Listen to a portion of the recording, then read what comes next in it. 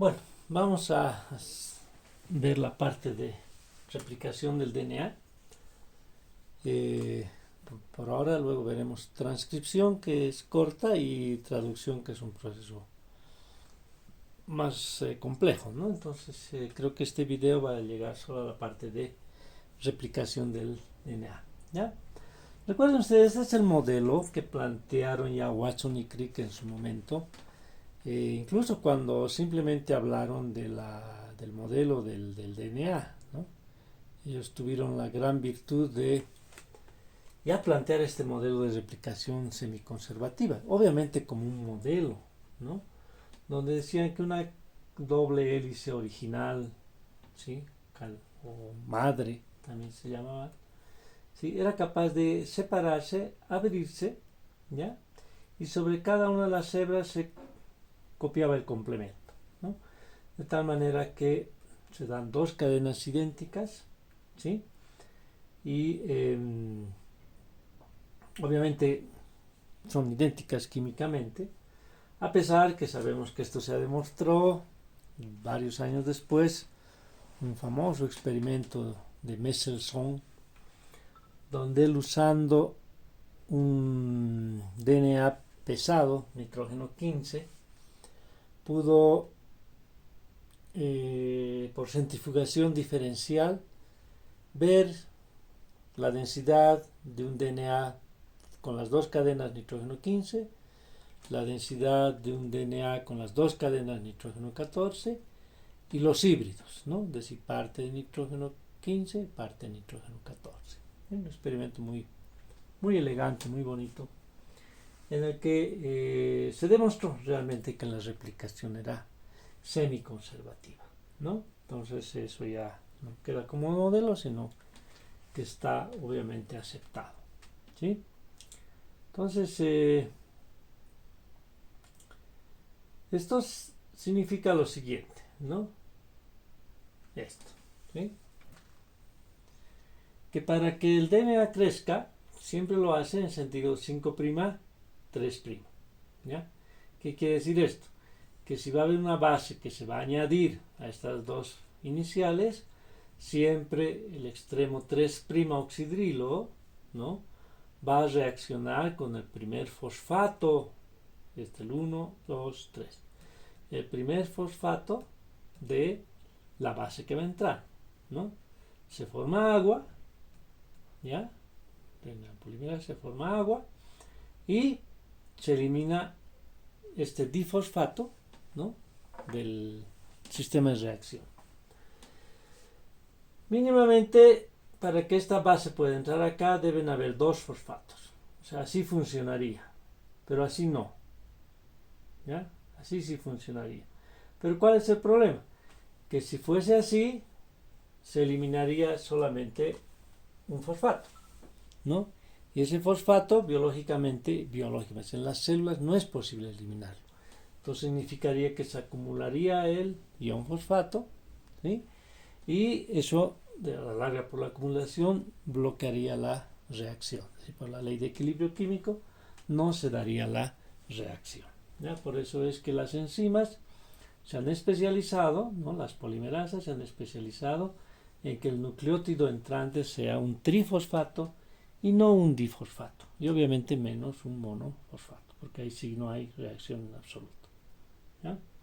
También es bueno recordar que las polimerasas, sabemos, no son capaces de iniciar de cero una reacción de polimerización.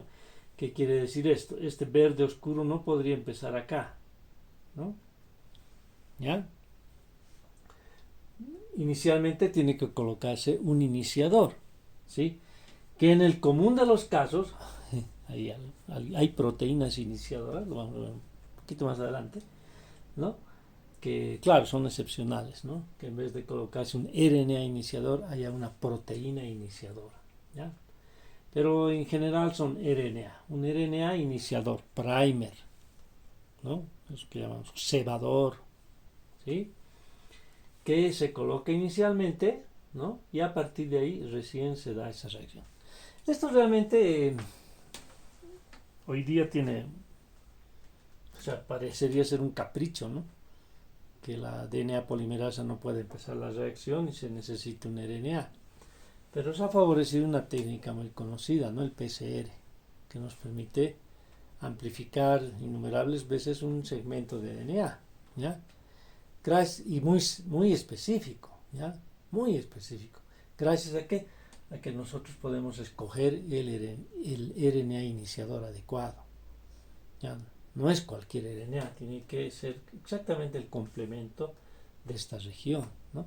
Entonces, si yo en una muestra quiero amplificar el DNA de una bacteria contaminante, ¿no?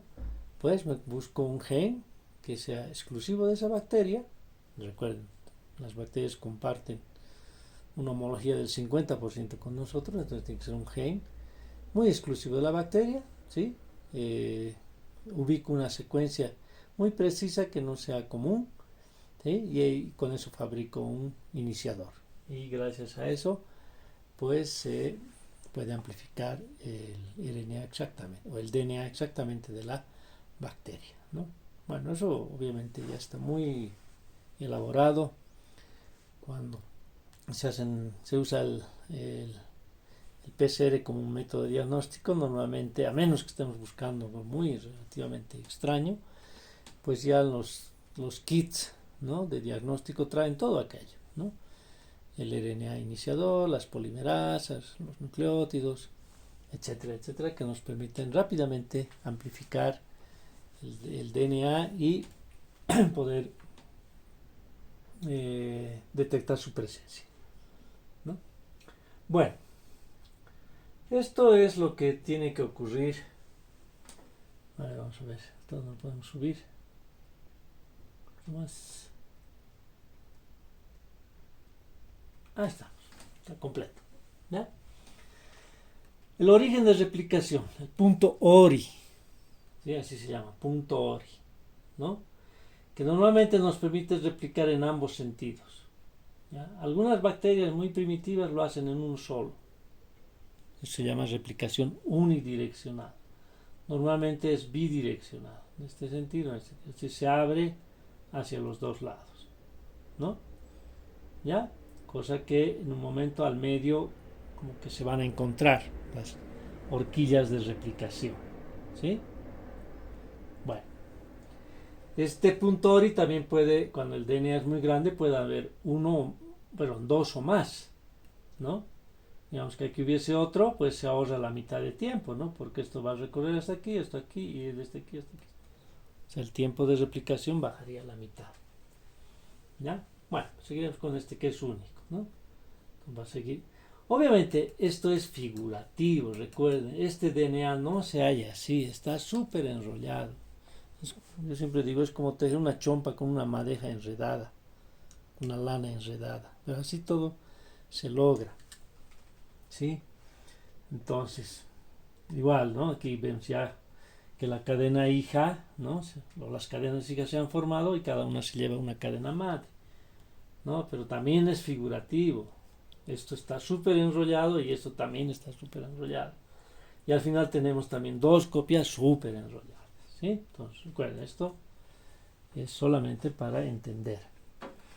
Aquí ya vemos la horquilla de replicación más completa, ¿no? Fíjense, ¿ya? Primero, recordar que todo esto se da gracias a las topoisomerasas, ¿no? Que en bacterias normalmente se llaman helicasas. Son aquellas enzimas que permiten pequeños cortes, ¿no?, paulatinos en una o las dos cadenas que van aliviando las tensiones de desenrollamiento y que durante todo el proceso actúan hasta que finalmente se tienen las dos copias de DNA, ¿ya? Entonces aquí ya estamos suponiendo que las topoisomerasas han hecho su trabajo y las helicasas, la helicasa, perdón, es la siguiente enzima en actuar, ¿no? Se coloca y va empujando a la doble hebra para que se vaya abriendo, ¿ya? Luego, ¿qué pasa? Se colocan los iniciadores, ¿no? Aquí tenemos uno, ¿sí? Bueno, se supone que fíjense, el DNA siempre, todo el DNA y el RNA siempre crecen en el sentido 5', 3', ¿no? Entonces esta cadena 3', 5', lo que vaya creciendo tiene que ser 5', 3'. se ha abierto un poquito, entonces colocó el primer iniciador y creció, ¿no? Se colocó otro iniciador y creció, ¿sí? Los rojitos representan a la DNA polimerasa, ¿no? Esta DNA polimerasa es la que hace crecer. Aquí está esperando, ¿no? Está esperando, ¿sí? Esta es la primasa, que en realidad es una RNA polimerasa, que es la que ha colocado el iniciador, ¿ya? Entonces, está esperando, ¿no? que se separe un poco, ¿ya? Para colocar, ¿no? Esta va creciendo por fragmentos, esta va creciendo continua, ¿no? Porque se supone que aquí se colocó un iniciador, va creciendo, creciendo, creciendo, creciendo, va esperando que se abra, pero va a ser una sola cadena, por eso se llama continua, ¿no? En cambio esta es fragmentada. Aquí le llaman retardada, no sé por qué, y aquí le llaman líder, tampoco sé por qué, ¿no? Creo que mejor es decir continua y fragmentada. Bueno, eso dependerá de los autores, ¿ya? Estos pequeños círculos negros representan a las proteínas SSB, ¿se acuerdan?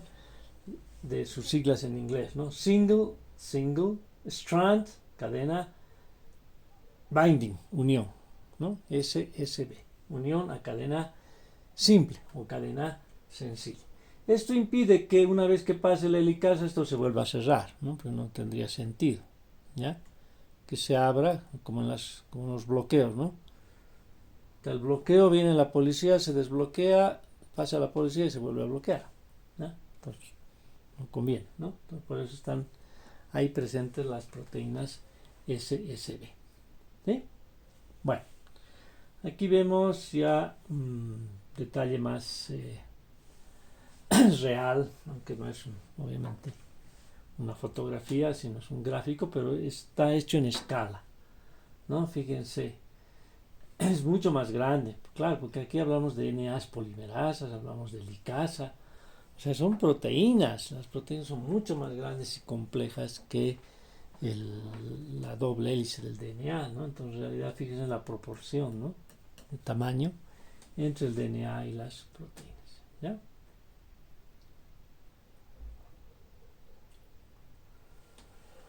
Esto es lo que ocurre cuando ya hay que unir los pedazos, ¿no? Fíjense, ¿sí? Aquí se colocó un iniciador, ¿ya? ¿Sí? Aquí está viniendo de acá de un iniciador que está haciendo crecer, ¿no? Y en algún momento se van a encontrar, ¿sí? Se van a encontrar. La DNA polimerasa 3, que es la que copia a gran velocidad, se va a salir, ¿sí?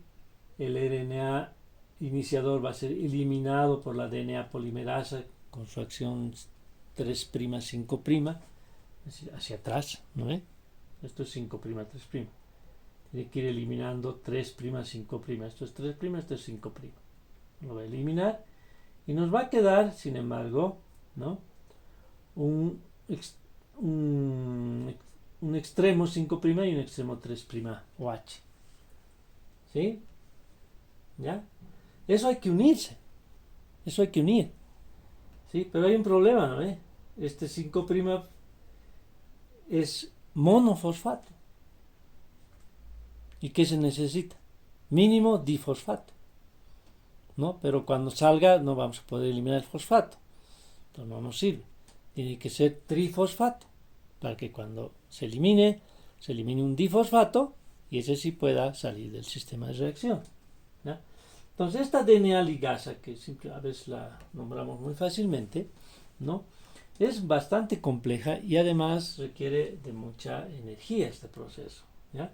Esta DNA ligasa lo primero que hace es, con 2 ATPs, ¿sí?, proporcionar 2 grupos fosfato a este extremo, ¿ya?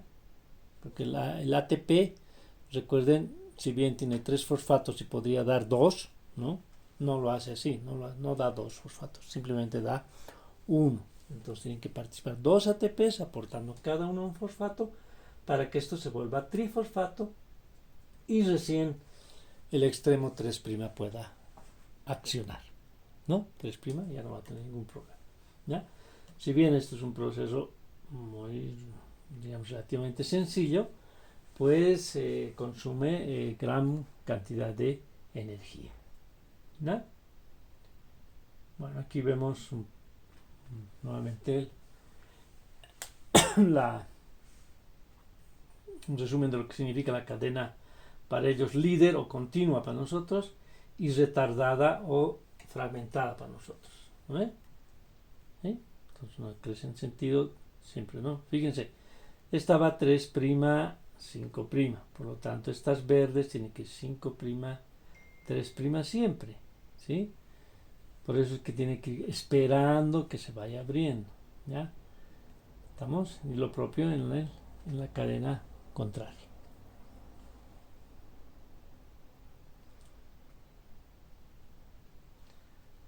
Esto de replisoma se supone que es todo el conjunto de lo que va sucediendo, ¿no?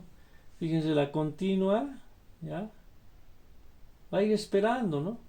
A la fragmentada, ¿no? Para que vaya avanzando el sistema de replicación. La fidelidad, fíjense, acá es lo que les decía, en algún momento les decía, vamos a ver las tasas de mutación. Dice, las velocidades de mutación en los organismos vivos es muy baja, entre 10 a la 8 y 10 a la menos 11 por pares de bases. Fíjense, 10 a la... Ya, tomemos este extremo máximo, 10 a la 11. ¿Sí? Es lo mismo que 1 en 10 a la 11, ¿no? 10 a la menos 11 es lo mismo que dividir 1 entre 10 a la 11. ¿Ya? 10 a la 11 son un 1 con 11 ceros. Es decir, son 100.000 millones de letras. ¿Sí? 100.000 millones. ¿Ya? Lo que, si nosotros pensamos que una palabra tiene, en promedio, tiene 7 letras, ya le pondremos palabras largas, 10 letras. O 10 letras por palabra, ¿no? Significaría 1.000 millones de letras, no, 100.000 millones de letras. Estaríamos hablando de 10.000 millones de palabras, ¿sí? Y si consideramos que en una página de texto normal, tamaño carta, tamaño 12, la letra, etc., entran 250 palabras, ¿sí? En promedio, ¿sí? Estaríamos hablando de 400.000 páginas. 400.000 páginas. Si pensamos que 2 páginas hacen una hoja, estamos hablando de 200.000 páginas, ¿sí? Y si pensamos que un libro, digamos, o 200.000 hojas, y si pensamos que un libro tiene unas 500 páginas, ¿no? O 500 hojas, ¿sí? Estaríamos hablando de 200.000 entre 500. Bueno, si no me equivoco, da como 40.000. Como 40.000 libros. O sea, si nosotros nos dieran la tarea de copiar 40.000 libros, cada libro de 500 hojas, ¿sí? Alcanzaremos la eficiencia del sistema de replicación si en todo eso, en esa copia, nos equivocásemos en una letra. ¿No? Imposible, ¿no? Pues para que se den cuenta del grado de perfección que tiene el sistema de replicación. Obviamente, pues es la base de la conservación de un ser vivo, ¿no? ¿Ya? Las mutaciones, recuerden, la mayoría de los casos son, si no perjudiciales, muchas veces letales. ¿Sí? Bueno, aquí vamos a hablar justamente de la corrección, ¿no? Fíjense ustedes. Hay 2 enzimas importantes en la polimerización, ¿no? La DNA polimerasa 3, que copia rápidamente, y la DNA polimerasa 1, que corrige, ¿sí? La 3 y la 1 tienen actividad exonucleasa 5'3', ¿ya? Por eso dice aquí DNA polimerasa 3, pero también lo podría ser la 1, ¿sí? vale decir que si hay un nucleótido erróneo, aquí debe estar una T, ¿no? La enzima antes de avanzar ya es capaz de, porque es grande, ¿no? Hemos visto que esto es grande en realidad, ¿no? Es capaz de reconocer ese error y eliminar la base y colocarla correcta, ¿ya? Entonces recuerden, eso lo puede hacer la DNA polimerasa 3, pero también la 1, ¿sí? Bueno. Claro, porque la 3 coloca miles de pares por minuto, no miles, ¿sí? La DNA polimerasa 1 es muchísimo más lenta, también tiene actividad polimerasa 5', 3', pero su actividad exonucleasa es muy lenta, entonces no alcanzaría para corregir todo. Por eso es que actúa, así como coloca miles, también corrige miles por minuto la DNA polimerasa 3. ¿Ya? Ahora, si se le va algún error, ¿no? La DNA polimerasa 1 es la siguiente opción de poder seguir corrigiendo, ¿sí? Bueno, la polimerasa 1, creo que no hay gráfica de eso, la polimerasa 1 es, la DNA polimerasa 1, es la que va a eliminar al RNA iniciador. Recuerden, en algún lugar hay un pedacito de RNA que cuando termine todo no puede quedarse, ¿no es cierto? Porque el DNA no es un híbrido entre DNA y pedacitos de RNA, ¿sí? Entonces tiene que eliminarse. ¿Y quién elimina? Lo hace la DNA polimerasa 1 con su actividad exonucleasa 3', 5', es decir, hacia atrás, ¿no? Y de esa manera va eliminando los RNAs, ¿sí? Los nucleótidos, los los ribonucleótidos, y va colocando desoxirribonucleótidos. O sea, tiene sus dos acciones. Exonucleasa 3', 5' y polimerasa 5', 3'. ¿Sí? Bueno. La terminación, pues es un proceso, digamos que obviamente concluye cuando se han casi encontrado las enzimas las cerquillas de replicación, ¿no? Entonces ahí hay mecanismos en los que van separando las dos copias de DNA, ¿sí? Replicación de DNA en elementos genéticos lineales. En realidad este es un tema que más interesa en la parte eucariota, ¿no? ¿Por qué? Porque las bacterias muy raras son elementos genéticos circulares, no lineales, ¿ya? Sin embargo, en los eucariotes se da gracias a las telomerasas. Las telomerasas son unas enzimas en particular que evitan que cada vez quede un pedacito que se vaya eliminando o vaya quedando sin copiar, ¿no es cierto? Y eso haría que el DNA cada vez sea más pequeño, ¿no es cierto? Colocando un DNA repetitivo, ¿ya? Estas telomerasas tienen incluidas en las enzimas unos pequeños segmentos de DNA, ¿no? Como molde, para que se vaya prolongando la copia, ¿sí? Y así no se pierdan pedazos del DNA, ¿no? Esto es lo que les decía, ¿no? La telomerasa incluida tiene una sección de molde, ¿no? Para que se vaya prolongando, ¿sí? Y luego se pueda terminar de copiar, ¿ya? Aquí también habla de unas proteínas, ¿no? Las proteínas iniciadoras, ¿sí?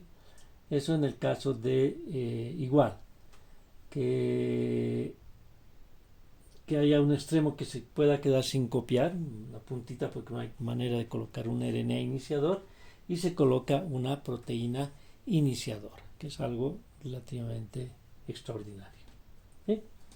Bueno, ahí vamos a quedar. Luego veremos la síntesis y procesamiento de RNA.